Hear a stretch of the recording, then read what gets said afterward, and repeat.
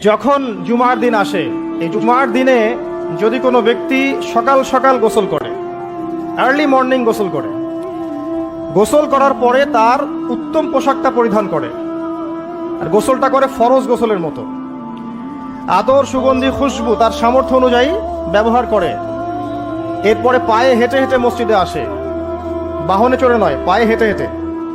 যদি আপনি অনেক দূরে থাকেন সেটা আলাদা কথা। এবং ইমামের কাছাকাছি বসে, মসজিদে আসার পরে যতটুকু সম্ভব হয় সুন্নত পড়ে নিল, নফল পড়ে নিল, এরপর ইমামের কাছাকাছি এসে বসলো। ইমামের খুতবা শ্রবণ করে মনোযোগের সাথে। খুতবা শ্রবণ করার সময় কাউকে কষ্ট দেয় না। কাউকে কষ্ট দেয় না মানে হচ্ছে যে কেউ কথা বললে তাকে এতটুকু বলে না যে তুমি চুপ করো, কোনো কষ্ট দেয় না। ইমামের খুতবা শ্রবণ করে, নামাজ পড়ে ইমামের সাথে।